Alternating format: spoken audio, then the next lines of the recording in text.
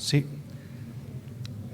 Como yo les platicaba, precisamente en el taller que estamos viendo nosotros de eclesiología, que es el estudio de la iglesia, no hay un tipo de iglesia así que tú digas, tiene que ser la iglesia de esta manera.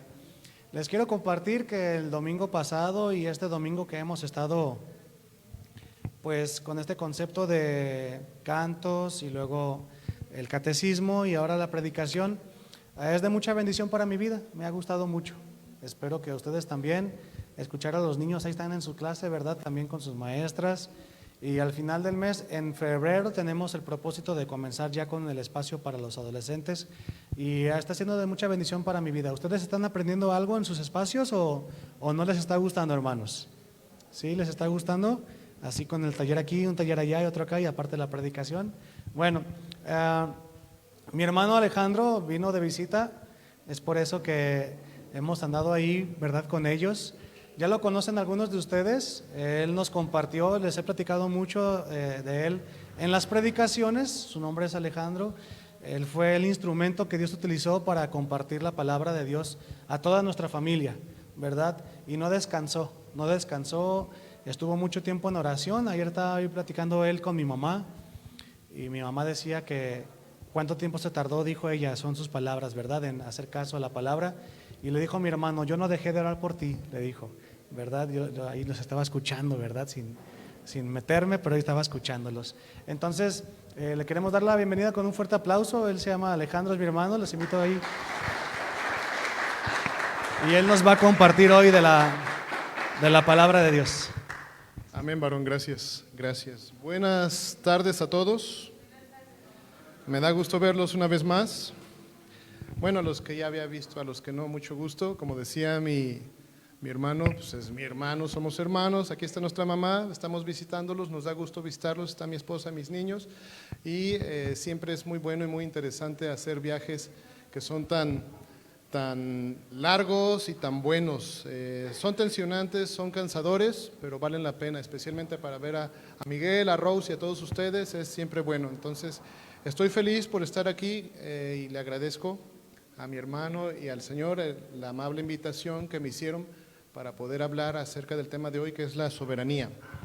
Entonces, si estamos todos listos, permítame orar y después de orar se va a ir directamente al libro de Hechos en el capítulo 1.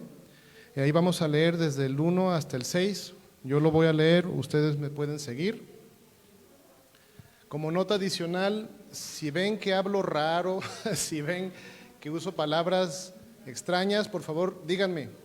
Le voy a decir por qué, porque allá donde vivo el español está influenciado, número 1, por el inglés y número 2, por otras nacionalidades. Entonces hay palabras que aquí no se usan. Un ejemplo, una es aseguranza. Aseguranza se refieren al seguro de carro, es un seguro de carro, ya le dicen aseguranza. Y puedo dar más ejemplos, pero no voy a perder el tiempo con eso. Pero si ven que hablo algo ahí raro, irregular, levántenme la mano y díganme, Alex, ¿a qué te refieres con? ¿Qué es eso de? Por favor. Y si no, si me entienden todo, qué bueno. Y perdón, no es mala onda de mi parte, pero es como funciona el cerebro. Cuando estás expuesto a un segundo lenguaje y a otras como dialectos del mismo idioma nativo español que es el mío, cosas como esas suceden. Entonces vamos a orar. Le pido que cierre sus ojos, déjeme orar por usted y vamos a empezar. Señor, te doy gracias en el nombre de Jesús por tu amor, tu paciencia, tu cuidado, tu protección. Te doy gracias por mis hermanos aquí en la Iglesia Bíblica de Ciudad Guzmán. Te doy gracias por los planes hermosos que tienes en tu soberanía y te doy gracias por este tiempo que vamos a tener aquí. Te invitamos, Señor, somos un pueblo que te buscamos, que te conocemos, que invocamos tu nombre y te invitamos, Señor, a través de tu Santo Espíritu que vengas y estés con nosotros y tengas la libertad de hablarnos, de tratar con nuestros corazones, con nuestras mentes y que podamos seguir adelante en el conocimiento de tu palabra, de tu voluntad. Te adoramos en el nombre poderoso de Jesús. Amén. Bien, entonces si ya está listo, vamos a empezar. Le comentaba que por favor abra su Biblia en Hechos 1. Voy a leer del versículo 1 al 6 y vamos a hablar acerca de esto. Entonces dice en Hechos 1, dice, en el primer tratado, oh Teófilo, hablé acerca de todas las cosas que Jesús comenzó a hacer y a enseñar. Versículo 2, hasta el día en que fue recibido arriba, después de haber dado mandamientos por el Espíritu Santo a los apóstoles que había escogido, a quienes también, después de haber padecido, se presentó vivo con muchas pruebas indubitables, apareciéndoseles durante 40 días y hablándoles acerca del reino de Dios. Y estando juntos les mandó que no se fueran de Jerusalén, sino que esperasen la promesa del Padre, la cual les dijo, oísteis de mí. Versículo 5, porque Juan ciertamente bautizó con agua, mas vosotros seréis bautizados con el Espíritu Santo dentro de no muchos días.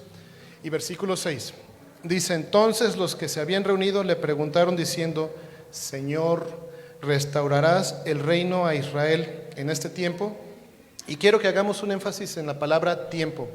Ahorita estábamos comentando aquí en el catecismo, para los que estuvieron conmigo, este tema lo vamos a desglosar todavía más.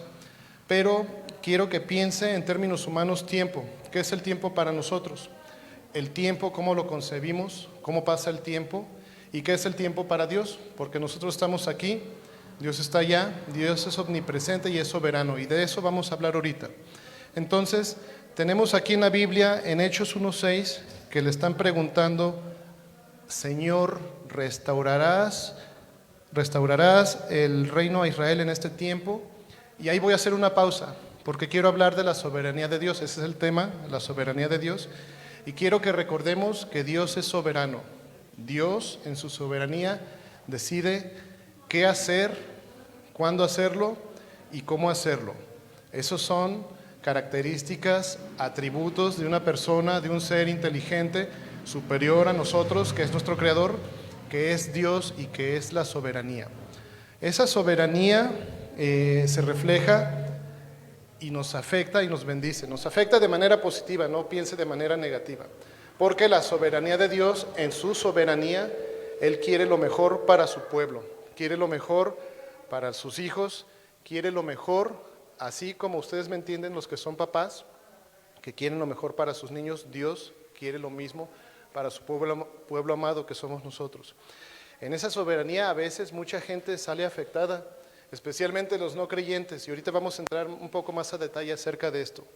Pero el caso es que aquí le están haciendo una pregunta al Señor y le dicen, oye, Señor, ¿vas a restaurar a Israel en este tiempo? Y la respuesta básicamente que le está dando es, tú no te preocupes, a ti no te toca saber, no te toca entender cuándo va a ser Dios lo que quiere hacer, como lo quiere hacer, porque es Dios. Y no es una respuesta arrogante de Dios.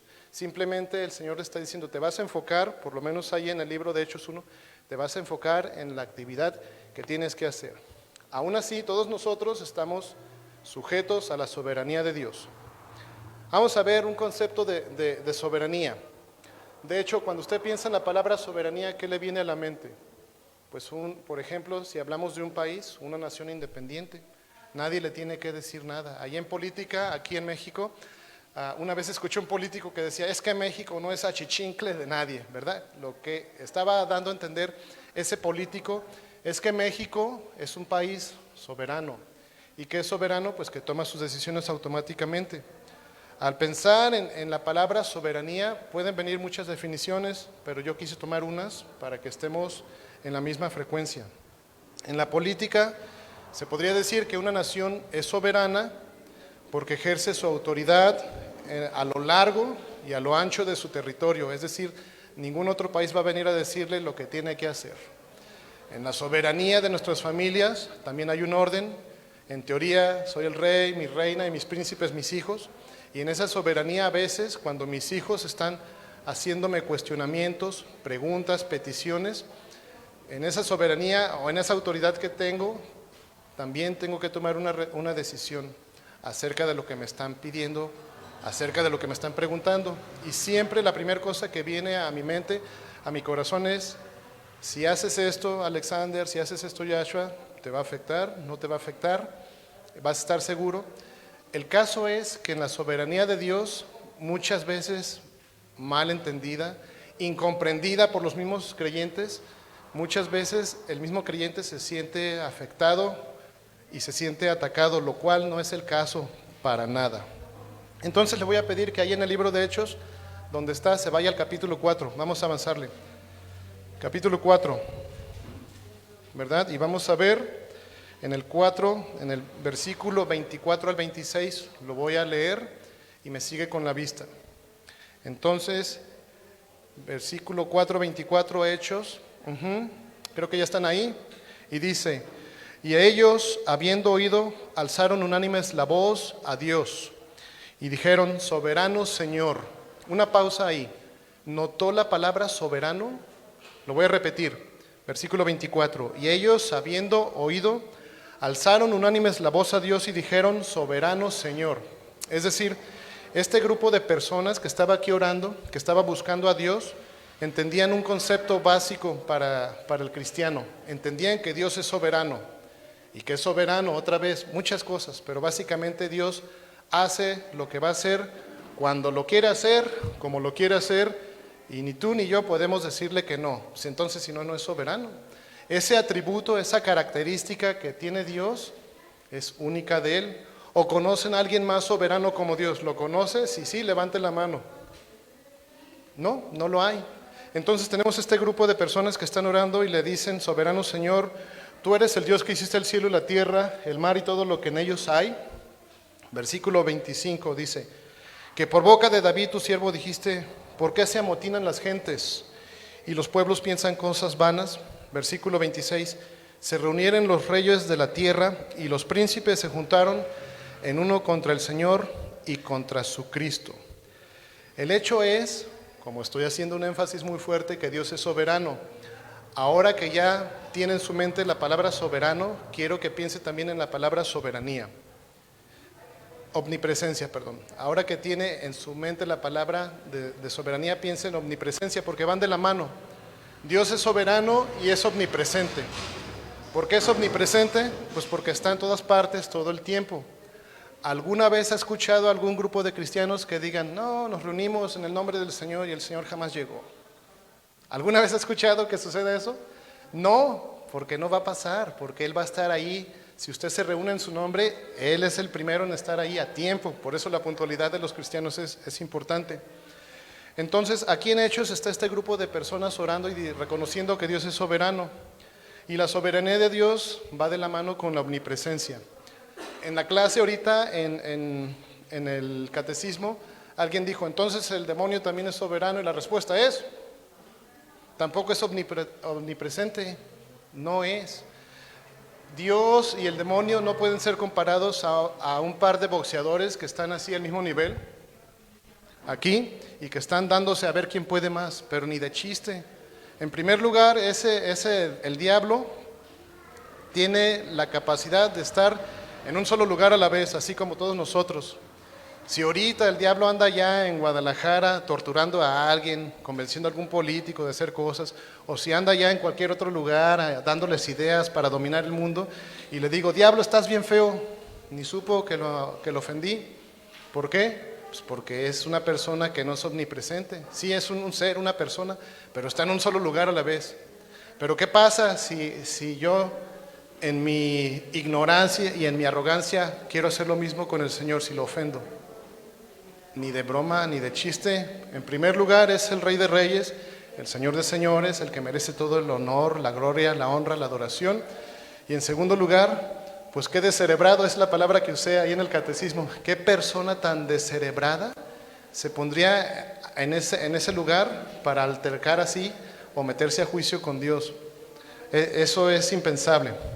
En términos de soberanía, a ver, la creación. ¿Qué es la creación? Pues es un acto soberano de Dios. ¿Por qué estamos aquí? Porque Dios quiso crearnos, porque Dios algún día en su soberanía dijo que sea la luz y fue la luz. Aquí los científicos andan todavía investigando qué es la luz, no han entendido qué es la luz cuando Dios dijo sea la luz y la luz fue. Bueno, todos esos atributos de poder, de excelencia, de amor, de soberanía, de omnipresencia son de Dios. Y nosotros tenemos ciertas características porque somos obra de Dios, somos obra de sus manos, pero ni de chiste somos omnipresentes. ¿O hay alguien aquí que sea omnipresente y soberano? pues es soberano en términos de su familia, ¿verdad? Como yo decía, y si es soltero o soltera, es soberano, soberana, en términos de su autonomía, aunque también le rinde cuentas, en teoría, a sus padres. Les comentaba en el catecismo de una joven en Guadalajara, en Centro Cristiano Juan 14:6, cuando yo era un recién convertido. Y a esa joven llegó un día ahí a la clase de evangelismo. Nosotros éramos bien activos en evangelismo. Entonces esa joven llegó y estábamos obviamente todos los cristianos evangelizadores y ella que había llegado invitada por alguien. Entonces estábamos en nuestro asunto, hablando, etcétera, etcétera, cuando empezó a llorar y dijo, necesito, si es posible, si me hacen el favor, que alguien ore por mí, dijo la joven, y que no me acuerdo el nombre porque eso fue ya de hace tiempo. Le dijimos, podemos orar por ti con mucho gusto, ¿cuál es la situación? Y esta es la situación. Esa joven, con una actitud arrogante, con una actitud de quiero ver que me compruebes, le habló a Dios, al soberano, al alfa, al omega, al rey de reyes, y más o menos así arrogantemente y firmemente le dijo, si es verdad que existes, quiero que te manifiestes.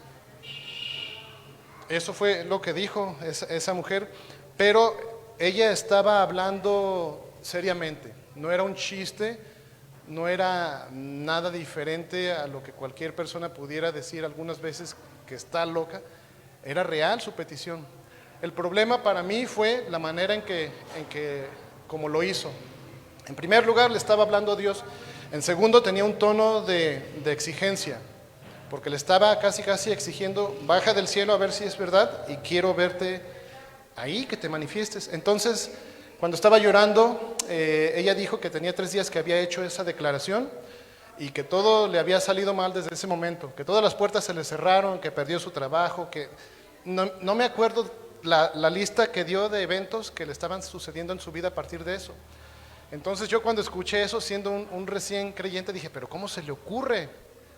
¿Qué estaba pensando? ¿Qué tiene en su cerebro, en su mente? ¿Por qué hizo lo que hizo? El caso es que hay mucha gente que no comprende la soberanía de Dios ni su omnipresencia y que a veces agarra ese tipo de posturas. No lo busque, pero Hebreos 10:31 dice, horrenda cosa es caer en manos del Dios vivo. Horrenda cosa. O sea, si Dios se enoja contigo, pobrecito. Si Dios dice que vas a ser su enemigo, pobrecitos. Entonces es importante que dentro de la vida del creyente uno, aunque sea un adolescente espiritual, se tranquilice y diga, oye, ¿qué estoy haciendo? ¿Qué estoy pensando? ¿Qué estoy razonando? ¿Por qué estoy sintiendo lo que estoy sintiendo? Dios, es una persona divina, su poder, su amor, su dominio sobre todas las cosas, nomás por el hecho de que es Dios, debo de respetarlo. Ese es el ejemplo que quería compartirles en términos de lo que sucede a veces con las personas, sean creyentes o no sean creyentes, todos tenemos preguntas de Dios, todos queremos conocer en mayor o menor grado más de Dios, todos queremos escudriñar más a esta persona maravillosa que es el Señor. Ahora bien, estamos hablando de soberanía y de omnipresencia. Vamos a hablar también de voluntad, porque estas 3 cosas van de la mano, se los repito. Dios va a hacer lo que quiere hacer, cuando lo quiere hacer, como lo quiere hacer, y no hay nadie que le pueda decir que no lo haga. No lo hay. Entonces Dios en su voluntad nos creó, por ejemplo, la creación es un acto de Dios, es un acto soberano, y cuando creó lo que creó, nadie le dijo, ¿sabes qué? Los ríos no los quiero así, Señor. Haz los ríos cuadraditos mejor. O no hagas árboles, pon ahí unos triángulos. No, porque Dios es soberano. Esta palabra de soberanía, omnipresencia y ahora voluntad van de la mano. Ya sé que somos bien inteligentes, pero aún así quiero que analicemos el concepto de voluntad. ¿Qué es voluntad? La voluntad, de acuerdo a un diccionario normal, nada extraordinario, dice que se podría definir como la facultad para elegir o rechazar las cosas, tomar decisiones o actuar de una determinada manera. Ese es un concepto de voluntad. Otra más sencilla dice que voluntad también es la intención o el deseo de hacer una cosa. Vamos a ver una más. Dice que voluntad es la capacidad para perseverar en una cosa que supone un esfuerzo. Una más. Dice aquí que voluntad también es el deseo de alguien o su disposición para llevar a cabo algo, lo que sea. Y dentro de su soberanía nosotros tenemos voluntad, tenemos preferencias, tenemos sueños, tenemos anhelos, tenemos dudas, tenemos miedos. Pero todo creyente que realmente quiere agradar a su Señor debe, en esa soberanía de Dios, en esa voluntad, orar y pedirle que le dé la dirección. Yo les comentaba en el catecismo que a veces, ahora ya no, pero antes de recién convertido, yo le preguntaba a Dios, cuando hacía mis peticiones, le preguntaba el porqué de su decisión, porque Dios, no sé usted, pero personalmente siempre ha sido bien claro cuando me responde algo. Me dice sí o no. Y al principio yo le decía, pero ¿por qué, Señor? ¿Qué no crees que es buena idea esto? Y me ponía a litigar con el Señor. Con el tiempo aprendí y comprendí que era un adolescente espiritual fluctuante, que estaba poniéndome ahí a dialogar con el Señor y a pedirle, casi, a exigirle, y eso no puede ser, ¿verdad? Porque Dios es soberano y Dios es Dios, se merece nuestro respeto. El caso es que dentro de la voluntad que tenemos todos nosotros, debemos siempre buscar agradarle al Señor, porque todo lo que le pedimos y lo hacemos conforme a su voluntad, Él lo prospera. Y a veces también uno se avienta cosas de su cosecha y hace cosas de su cosecha, y cuando le sale mal ya está frustrado. Dice, ay, pero ¿por qué, Señor? ¿Por qué no funcionó esto? Si era para ti, era mi mejor intención. Tenía la mejor intención para hacer esto, simplemente no funcionó y uno está frustrado. Y también en el mundo hay personas que están frustradas, personas que no conocen a Dios, personas que hacen este tipo de declaraciones y las hemos escuchado y dicen, sí, si Dios existe, ¿por qué hay guerra? Si Dios existe, ¿por qué permitió el COVID? Si Dios existe, ¿por qué se murió mi abuelita? Si Dios existe, ¿por qué ahorita en el Medio Oriente, en esa guerra, están matando a los bebés y están violando a las mujeres y están decapitando a los hombres? ¿Cuál Dios? No hay Dios. Y eso, hasta cierto punto, es un razonamiento de una persona que está poniéndose a juzgar sin comprender la totalidad de la creación y sin comprender la omnipresencia, la soberanía y la voluntad de Dios. No sé si me estoy dando a entender. Este tipo de personas, en muchos de los casos, llegan al nivel, como les comentaba hace rato, como la muchacha esta insensata, que le exigió a Dios que se manifestara. Si existes Dios, manifiéstate. Entonces hay un grupo de personas, y siempre habrá, tristemente hasta el final de los tiempos, que no comprenden el corazón amante, guerrero, generoso, misericordioso, lleno de gracia de Dios, que en su soberanía tiene grandes planes, pero les gusta juzgar, les gusta meterse y hasta les gusta torcer cosas. Les voy a dar un ejemplo de eso. Hay una persona que no sé quién es, pero ahí dejó su legado en el internet, y esta persona, no sé si es un grupo, no sé si es un hombre, una mujer, un anciano, una joven, no sé, hizo una página, y a esa página no sé cómo le llaman cosas así como que Dios hace y el por qué no existe o por qué odia a la gente si existe. Más o menos ese es el título. No se los voy a dar para que no la busquen, pero si la buscan ya es bajo su propio riesgo. Esta persona inclusive llegó al punto de agarrar la Biblia y decir, lo que voy a estar compartiendo y diciendo, te lo voy a sustentar con la Biblia. Entonces uno como creyente, como guerrero, debe estar listo para ese tipo de situaciones y analizarlo todo, ¿verdad? Y hay que retener lo bueno, dice la palabra. Esta persona dice así, esto es su declaración, dice, Dios, y perdón por lo que van a escuchar porque es hasta cierto punto horrendo y blasfemo, dice, Dios es un asesino de niños, y añade, porque envió osos para matar a jovencitos. Y luego cita el libro de Segunda de Reyes, capítulo 2, versículo 23 y 25.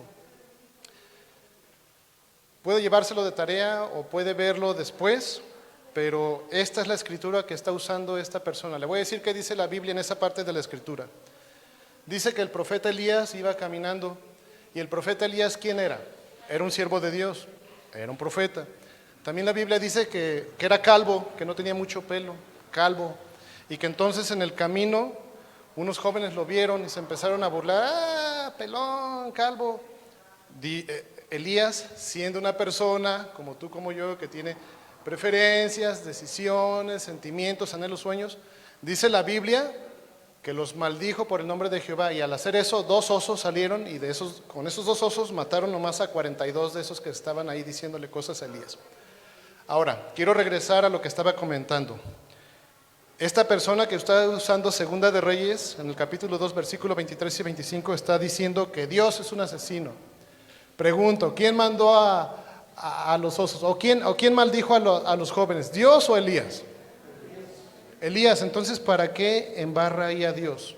Y todo esto es porque el hombre, por ejemplo, les puse el ejemplo en el catecismo de mi mamá, ¿verdad? Que a mi mamá yo la aprecio, gracias a ella tuve la oportunidad de ir a la universidad, siempre me motivó, siempre me dio buenos ejemplos, es trabajadora, me bendijo y yo puedo declarar cosas buenas. Mami, qué mujer tan inteligente eres, tan guerrera, tan fuerte. Eso, al estar haciendo yo eso, mi boca se está abriendo y está declarando cosas buenas de ella. Pero ¿qué pasa si mi boca también se abre y maldigo, que es lo contrario? Declarar mal decir, declarar algo mal de algo de alguien. El caso es que personas indoctas, como dice Pablo, agarran la escritura y la tuercen y usan ejemplos como este para declarar y decir que Dios no existe, que Dios no es soberano, y si es soberano, a ver, ¿por qué Dios permitió que uno de sus profetas, de uno de sus siervos, se desquitara ahí con 2 osos matando a 42? Yo no sé si en algún punto en la eternidad Dios y Elías van a hablar acerca de ese tema, yo no lo sé, porque no soy juez y no me voy a poner en una posición o en un puesto de hacer un análisis así de eso como si yo fuera un juez, porque no soy. Hay otro ejemplo que quiero compartir, por ejemplo, el de Sansón.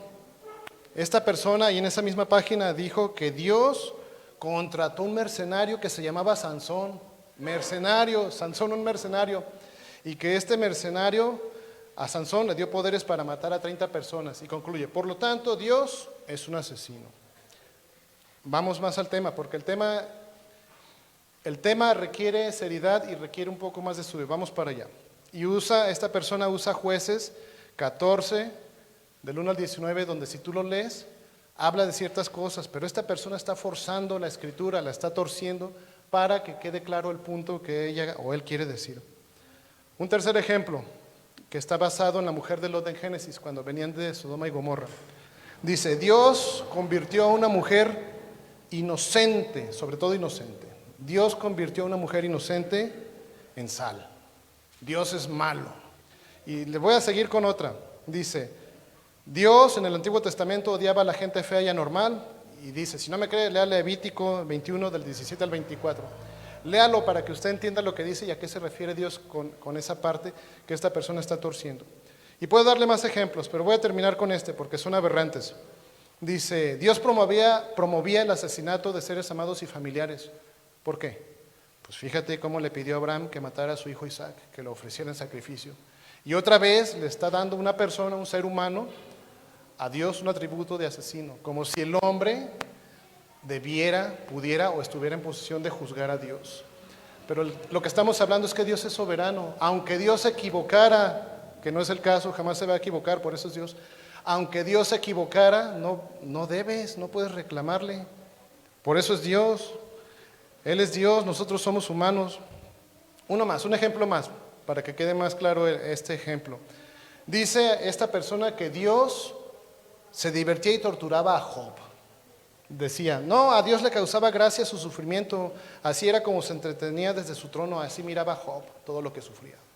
Y podemos hacer una lista de más ejemplos de gente que no comprende a Dios, pero todo esto lo hacen por la dureza de su corazón, por su ignorancia y porque no han entendido que Dios es amor, pero que también es Dios soberano, que es omnipresente y que tiene voluntad. Eso les cuesta trabajo de aceptarlo, en verdad. Es muy difícil para muchas personas aceptar esos 3 elementos de Dios. Les cuesta mucho trabajo. Hay una mujer, una adolescente, es una amiga de nosotros en Michigan. Obviamente no voy a decir su nombre. Su papá me pidió y me dijo, oye, esta chica está pasando por una etapa de rebeldía hacia Dios, hacia el Evangelio. Está al punto de cuestionar la soberanía de Dios y está cuestionando muchas cosas. Y le dije, pues está bien que investigue, o ¿a qué te refieres que está cuestionando cosas? Dice, bueno, ahorita está enojada con Dios, me dijo. y le pregunté, ¿por qué está enojada con Dios? Porque encontró un pasaje en la Biblia donde les dice, pasa por filo de la espada a todos, desde el más chiquito hasta el más grande, burros, a todos, a toda esa casa la vas a eliminar. Y su conclusión fue, entonces Dios no es amor, y esa es una chica de 16, 17 años, 18, que nació en familia cristiana y que entonces se pone a leer la Biblia y encuentra esas cosas y dice, entonces Dios no es amor.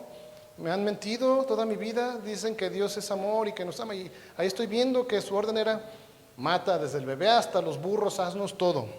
Les voy a enseñar la parte de la escritura y vamos a analizar qué es lo que pasó, porque esa parte está bien interesante y así hay muchos creyentes y no creyentes que les gusta juzgar, cuestionar órdenes soberanas de Dios, pero la parte de la Biblia que viene aquí es que Dios tiene un razonamiento lógico, santo y justo y hermoso, vas a ver.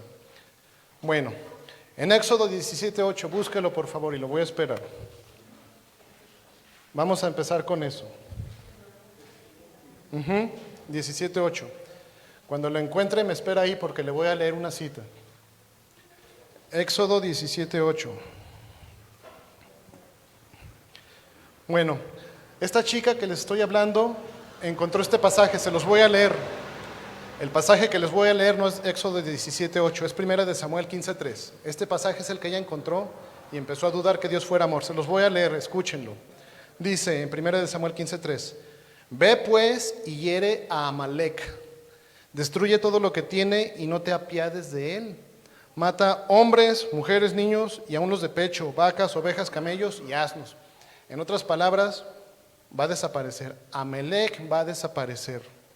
Bueno, regresémonos a Éxodo 17:8. Y quiero que analicemos ahí ese 17:8, porque ese 17:8 nos va a dar una comprensión profunda del por qué Dios le dijo a Israel que destruyera a Amalec. ¿Quién tiene Éxodo 17:8? Que lo lea y yo lo repito. Entonces vino Amalec y peleó contra Israel en Refidim. Gracias, es correcto. Dice que Amalec peleó contra Israel en Refidim. Quiero que me ayuden con esto. ¿De dónde venía Israel cuando Amalec le salió al encuentro? ¿De dónde venía el pueblo de Israel? ¿Quién era el pueblo de Israel? Venía del desierto, de Egipto, de vagar. ¿Y cómo venía Israel? Con un ejército poderoso, con muchos capitanes, con muchos caballos. ¿Cómo venía?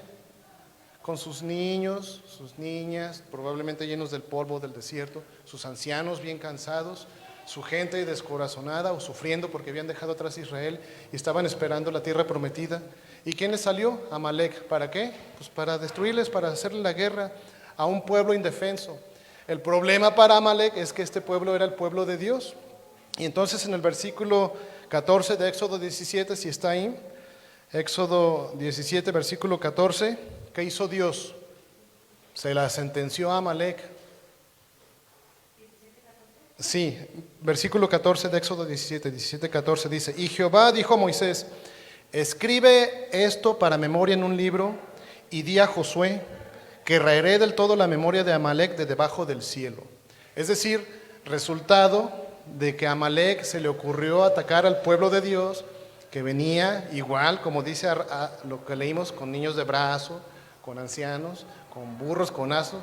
Resultado de eso, Dios le dio con su misma espada. Entonces, esta persona que les comentaba, esta joven, no leyó esta otra parte de la información, nomás leyó la otra parte, que se las voy a repetir en 1 de Samuel 15:3, que dice, ve pues, la orden de Dios, y hiere a Amalec, y destruye todo lo que tiene, y no te apiades de él, mata hombres, mujeres, niños, y aun los de pecho, vacas, ovejas, camellos y asnos.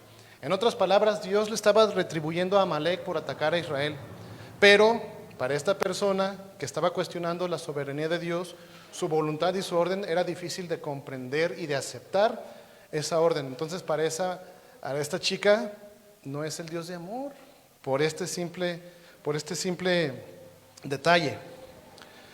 El caso es que cómo es Dios, porque Dios es amor, es gracioso, tiene mucha gracia para nosotros, es poderoso, es paciente, ¿verdad?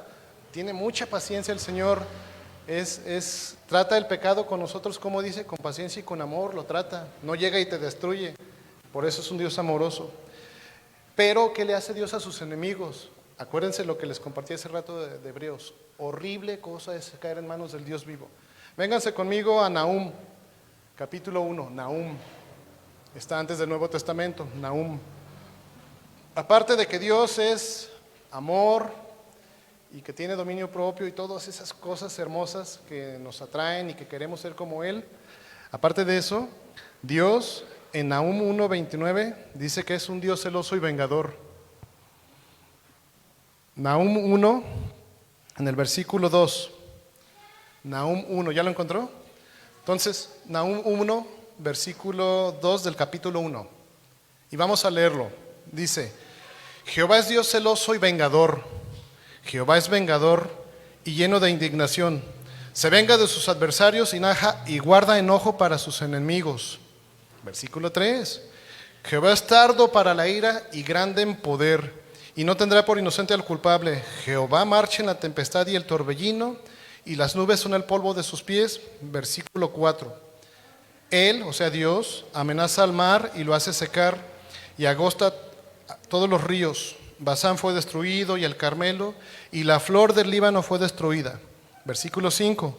Los montes tiemblan delante de él y los collados se derriten. La tierra se conmueve a su presencia y el mundo, y todos los que en él habitan. Versículo 6, fíjense esta.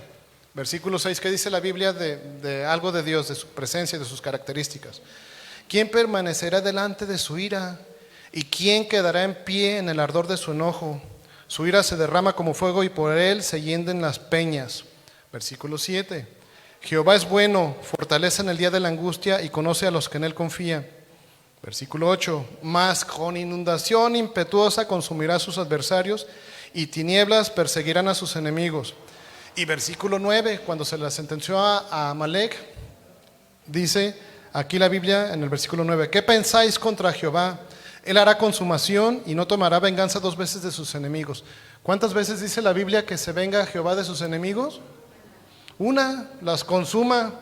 Entonces, estas características de Dios, que es omnipresente, que tiene voluntad, que es soberano y que a veces da órdenes así que en la lógica de uno no cuadran, tienen todo un trasfondo y Dios es bueno. Y pobrecitos de sus enemigos. En cuanto a nosotros, hermanos, a los cristianos, Dios tiene unos planes hermosos. Es cosa de sujetarse también a su amor, a su soberanía, a su voluntad, a su omnipresencia. El problema es cuando el cristiano empieza a cuestionar a Dios.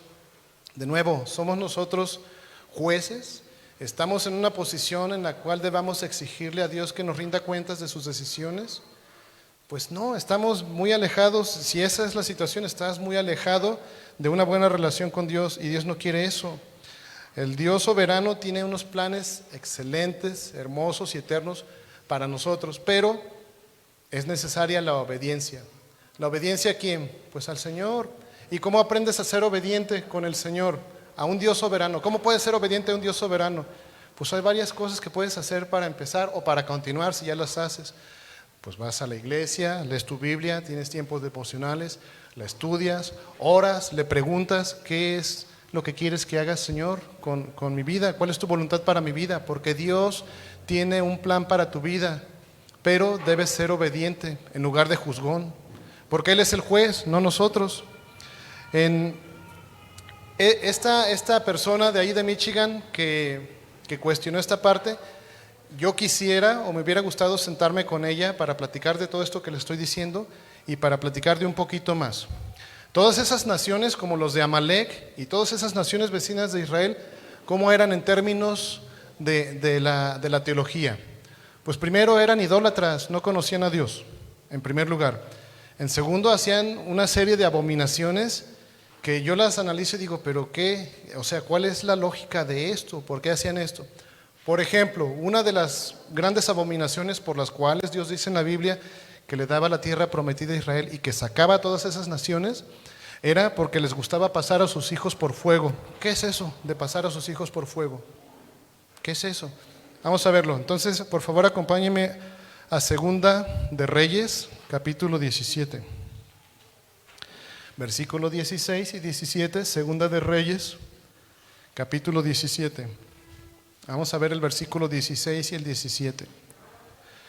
El problema es que cuando tú tienes vecinos, amigos que no están muy de acuerdo a la voluntad que Dios tiene para tu vida, técnicamente tú tienes que convertirlos a ellos, no tú a ellos. Pero usualmente en la vida del cristiano ellos se convierten a ellos, ¿verdad? Lo cual no debe ser, esa no es la voluntad de Dios. Y en el caso de Israel, si ya están ahí, voy a empezar a leer Segunda de Reyes, capítulo 17, versículo 16 al 17, dice, en el versículo 16, refiriéndose a Israel, refiriéndose al pueblo de Dios, dice, dejaron todos los mandamientos de Jehová su Dios y se hicieron imágenes fundidas de 2 becerros y también imágenes de acera y adoraron a todo el ejército de los cielos y sirvieron a Baal. Baal era un dios ahí de la zona, así como decir hoy Buda, una persona, un objeto adorado por multitudes, eso era Baal. Versículo 17, fíjense, esto a mí, nomás de pensar en el concepto, me da escalofríos y se me hace feo que un ser humano haga esto. Versículo 17 dice, e hicieron pasar a sus hijos y a sus hijas por fuego, y se dieron a adivinaciones y agüeros, y se entregaron a hacer lo malo ante los ojos de Jehová, provocándole a ira. Pero ¿qué es eso de pasar a sus hijos y a sus hijas por fuego? ¿Cuántos de ustedes tienen hijos chiquitos? El más chiquito mío tiene 5. Pero ¿quién de ustedes, hay alguien aquí que tenga hijos, no sé, de 1 añito, de 2, todavía bebitos? ¿No? ¿Ya no hay? A usted tiene, gracias. Bueno, imagínate que para agradar a sus dioses, este grupo de personas, estas naciones, pasaban a sus hijos por fuego así. Había unas esculturas metálicas. ¿Qué le pasa al metal cuando lo calientas? Se calienta más, ¿verdad? Se pone a ser casi, dependiendo del metal, pero usualmente se pone de un rojo incandescente. Había unas figuras así, con la figura de sus dioses, con las características, y algunas de ellas tenían las manos así. Y por dentro estaban huecas, y lo que hacían todas estas naciones era ponerle ahí carbón y leña y todo, hasta que la estatua empezara a ponerse roja, al rojo vivo. Y ahí en las manos de esta figura ponían un bebé y decían, estoy dándote mi hijo en honor a ti, Baal, en honor a ti, Acera. Yo no sé a cuáles de sus dioses adoraban de esa manera. Pero para Dios, en su concepto de amor, de soberanía, de cuidado, de protección de las personas, eso era una abominación. Y por eso Dios les dijo a Israel, pasa y dale crana a Amalek, porque Amalek trae toda esa escuela. ¿Para qué queremos que todas las naciones se contaminen así? Su nombre debe ser borrado. Si revisas la Biblia, Saúl era el que tenía esa misión y falló. Tristemente, porque no obedeció la voz de Dios, la orden de Dios. Se creía más bueno que Dios. Dijo, bueno, si Dios no tiene misericordia, yo sí. Si Dios no quiso perdonarle la vida al rey de esta nación, yo sí. Si Dios no es bueno, yo sí. A lo mejor eso pensó Saúl, a lo mejor no, a lo mejor fue cobarde, yo no sé, pero desobedeció. Y muchos creyentes tienen ese mismo problema, que desobedecen la soberanía de Dios. Y la soberanía de Dios no es algo grave, es algo para el beneficio del pueblo de Dios, aunque a veces pudieras no entenderlo. Por eso es la importancia de que tú, como una persona creyente, te claves en el estudio de la Biblia, en tu relación con Dios, que ores, que camines con Él. Creo que no sé cuánto tiempo me queda, voy a apresurarle. El caso es que 50 minutos, 5 minutos, 10, me quedan 10 minutos, gracias. El caso es que el hombre, sea creyente o no creyente, le gusta cuestionar la soberanía de Dios, y eso es un peligro. Especialmente para los cristianos, porque en teoría los cristianos somos personas que tenemos la Biblia, el conocimiento, las riquezas, los tesoros, la ciencia, la sabiduría de Dios.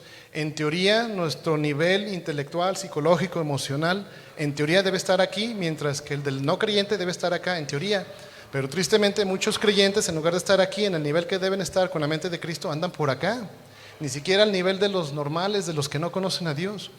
Entonces, todo eso le lleva a las personas a juzgar a Dios, a comprender su soberanía y aceptar a su voluntad y su omnipresencia. Es un gran problema. ¿Qué les dijo el Señor Jesús cuando estaba en los días de su carne en su ministerio? Juan 3:36, si lo quiere buscar, búsquelo y lo voy a leer, si no, escúchelo. Pero ¿qué les dijo el Señor Jesús refiriéndose a cuál era la voluntad de Dios? ¿Qué les dijo a los que lo estaban escuchando? Fue bien sencillo y bien claro. Juan 3:36 dice, el que cree en el Hijo tiene vida eterna, pero el que rehúsa creer en el Hijo no verá la vida, sino que la ira de Dios está sobre él. Otra vez, hablando de un Dios de ira. Horrenda cosa es caer en manos del Dios vivo.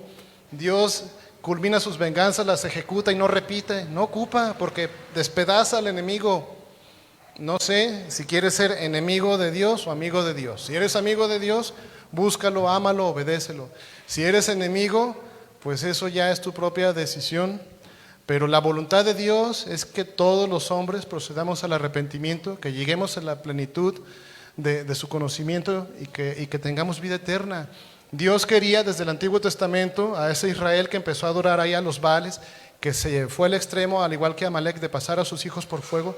Dios quería que ese Israel fuera una nación santa, una nación de reyes y sacerdotes, una nación diferente.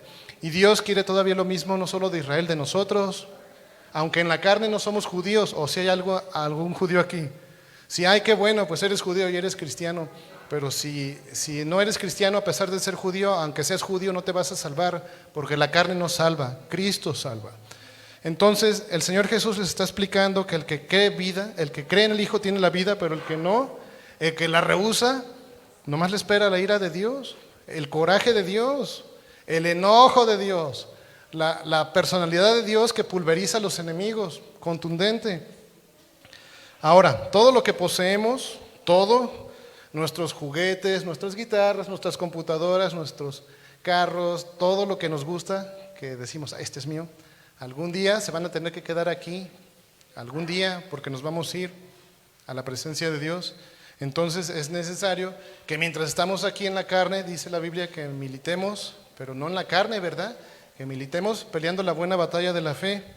¿Qué es lo que hace Dios? ¿Cuál es la característica del Dios soberano para nosotros? Una de tantas. Dios, en su gracia, en su misericordia, nos ofrece vida, nos ofrece y nos da vida. ¿Y nosotros qué tenemos? Pues tenemos muerte o ya tenemos vida. Si ya tenemos vida, ¿para qué ocupamos a Dios y para qué ocupamos a Cristo? Tenemos muerte y tenemos inseguridades. Dios, en su soberanía, en su omnipresencia, en su voluntad, es magnífico en todo lo que hace, nos da buenos regalos, buenas dádivas. ¿Y nosotros qué tenemos? Pues ciertos logros, pero no se comparan, ni se compararán. Dios es glorioso y eterno, omnipresente, omnipotente. Y nosotros somos como la hierba del campo, que nos marchitamos, una canita aquí, otra por allá, menos pelo. Eso es lo que nos espera. Dios tiene la victoria asegurada en todas sus batallas, el Señor de los ejércitos, así le llaman. Y nosotros con dificultad a veces encaramos una situación. Dios es honorable en todo lo que hace es perfecto, es hermoso, es justo. Nosotros en muchas situaciones carecemos de la honra básica, nosotros. Dios es el dueño de los cielos y la tierra, y a nosotros ¿qué nos dio? Pues la tierra para trabajarla. Dios es infinito, nosotros somos finitos. Dios es eterno, no tiene inicio ni fin de días, nosotros los tenemos contados. En algún punto nos vamos a ir. Dios es soberano, hago hincapié, soberano. Nosotros somos seres con limitaciones. Voy a terminar con esto. En Primera de Crónicas 29:11 dice así, no lo lea, nomás escúchelo y si quiere buscarlo, búsquelo. Pero en Primera de Crónicas 29:11 dice así. Dice, tuya es, oh Jehová, la magnificencia y el poder, la gloria, la victoria y el honor, porque todas las cosas que están en los cielos y la tierra son tuyas. Tuyo, oh Jehová, es el reino y tú eres excelso sobre todos. Pero últimamente parece que hay una campaña de desinformación y de agresión al Señor, un ataque a su soberanía, a su voluntad y a su omnipresencia. Y Dios, lo que Él quiere y tiene para nosotros, en primer lugar debe ser basado en obediencia y en amor y confianza. O alguna vez, levante la mano por favor, al que Dios lo haya abandonado o defraudado. Si reviso, por ejemplo, mi vida, puedo decirte que desde antes de ser cristiano, Dios me libró de muchas, Dios me proveyó, Dios me cuidó, porque ya tenía en su soberanía un plan. Dios estaba al pie del cañón por mí, y cuando ya le di todo lo que yo podía darle, o era en aquel entonces cuando me convertí, pues Dios fue aún más excelente y más generoso. En Primera de Timoteo 6, del 15 al 16, dice la Biblia que en su tiempo Dios mostrará al bienaventurado y solo soberano, soberano, lo repito, Rey de reyes y Señor de señores, el único que tiene inmortalidad, que habita en luz inaccesible, a quien ninguno de los hombres ha visto ni puede ver, al cual sea la honra y el imperio sempiterno. Amén. En conclusión, Dios es soberano, Dios es omnipotente, Dios es omnipresente y tiene voluntad. Su voluntad para nosotros no es gravosa. Nosotros a veces caemos en juegos donde estamos cuestionando la autoridad, la soberanía y el plan de Dios. Al tú entrar en ese juego estás perdiendo tiempo y estás yéndote por otra ruta que no te conviene. La cosa más sencilla de hacer es regresar a Dios y decirle: aquí estoy, así como soy, perdóname, me equivoqué, basta ya de mis prejuicios, basta ya de mis caminos y tómame y lávame y sáname, Señor. Déjame orar por ti, pero es más, te voy a desafiar ahorita. Quiero pedirte que si quieres que ore por ti, lo que sea, cualquier situación que sea, quiero que te pongas de pie, porque voy a orar por ti de una manera profunda. Cualquier cosa que estés pasando en tu vida, desánimo, enfermedad, finanzas, lo que sea que tú tengas que pienses que no está bien, pero que ocupas la ayuda del Rey Soberano, Él puede hacerlo. Y si te quieres poner de pie, voy a orar por ti. Y si no quieres ponerte de pie también, pero los valientes se van a poner de pie. Entonces, voy a dar un poquito más de tiempo para que se levanten todos los que quieran levantarse y van a ver el amor y el poder del Señor, pero tú debes de ser serio y firme con Él y honesto. Tú ya sabes cuáles son tus debilidades, tú ya sabes cuáles son tus luchas, tú ya sabes qué es lo que te afana, tú ya sabes qué es lo que te molesta.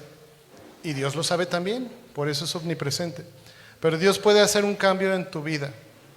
Entonces, así como están de pie, gracias a todos ustedes valientes, los respeto. Yo muchas veces me puse de pie también y recibí bendición de Dios, no me arrepiento. Quiero que cierren sus ojos. Y si tú no te pusiste de pie, por la razón que sea, ahí también voy a orar por ti. Pero tengo respeto por todos estos hombres y mujeres que están de pie. Y voy a orar por ustedes. Entonces, por favor, dígale al Señor lo que quiera decirle. Lo que quiera comentarle, coménteselo. Él lo va a escuchar, pero sea honesto. Señor, te doy gracias en el nombre de Jesús por todos estos hombres y mujeres valientes que están de pie aquí. Y te pido que tú les ayudes con sus enfermedades, con sus dolencias, con sus sueños, con sus anhelos, con sus frustraciones, con sus pesadillas, con todo lo que ellos están batallando y llevan cargando. Tu palabra dice que tu yugo es fácil y ligera tu carga. Yo te pido, Señor Jesús, que permitas que mis hermanos puedan ver ese yugo fácil y ligero que tú tienes para ellos. Y te pido que tengan el valor de entregarte todo lo que tienen. Porque de lo profundo a ti, oh Jehová, a ti clamamos, de lo profundo de nuestro ser, de nuestro corazón y de nuestro entendimiento. Señor, oye nuestra voz. Por favor, está atento a los oídos, a nuestras súplicas. Señor, si nos mirares y nos ayudares, qué hermoso sería. En ti, oh Dios, hay perdón, en ti hay redención para que seas reverenciado. Esperen todos ustedes a Jehová, esperen con su alma y en su palabra serán prosperados. Nuestra alma espera a Jehová más que los centinelas a la mañana y más que los vigilantes en la mañana. Espera con todo tu corazón al Dios de dioses, al Alfa y al Omega, al principio y el fin, al Rey de reyes, porque Él tendrá misericordia de ti y abundante redención. Él te redimirá. Entrégale todas tus cargas y tu corazón.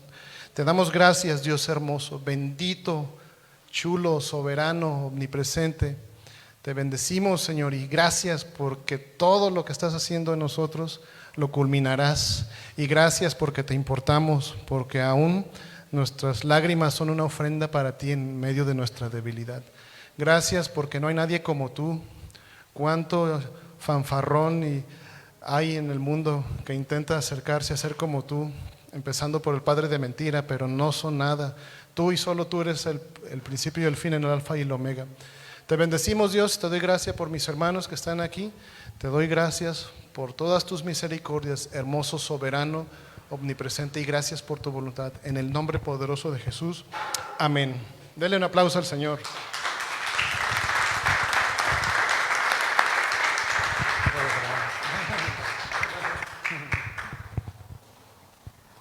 Así es, pues gracias a Dios por este mensaje que ha puesto, ¿verdad, hermanos?, en el corazón de Él.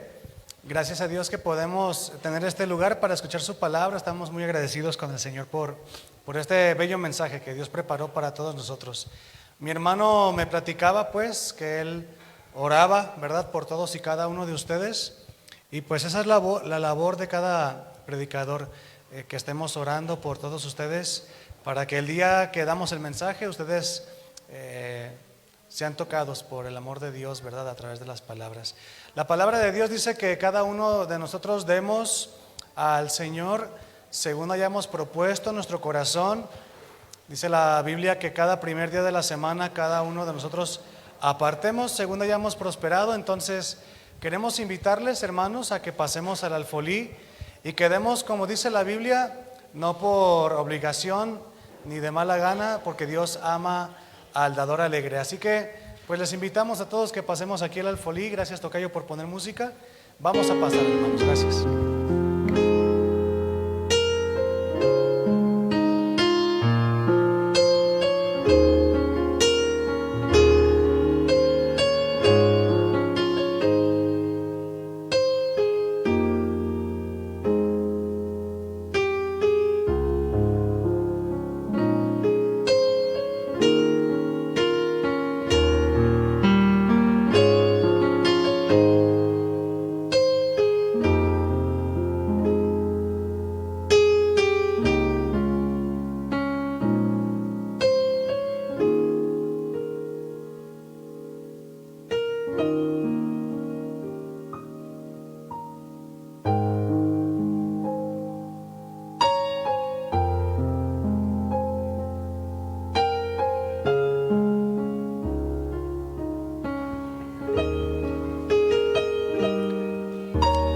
Durante la predicación me quedé ahí en la cabina y luego vi dos que tres que estaban buscando algo en el suelo, porque nomás veía que le hacían así, como que estaban buscando algo ahí, hermanos. Entonces les animamos a que sigamos en la fe. El siguiente jueves me voy a encontrar ahí de vacaciones, sufriendo con mi familia, hermanos, pero nos vemos, con el favor de Dios, nos vemos el próximo domingo. El día de ayer, no fue ayer, les mandé un mensaje ahí por WhatsApp y les dije que nos veíamos antes de las 10:30 y muchos llegaron antes de las 10:30. Fíjense, sí funcionó, no sabía que era tan fácil. Entonces el próximo domingo nos vemos antes de las 10:30, hermanos. Aquí nos vemos el próximo domingo. No se vayan sin despedirse unos de otros, por favor. Cuiden el contacto físico, que no sea ahí inapropiado. Y bueno, estamos despedidos, hermanos. Gracias por estar aquí el día de hoy con nosotros. Que Dios los bendiga.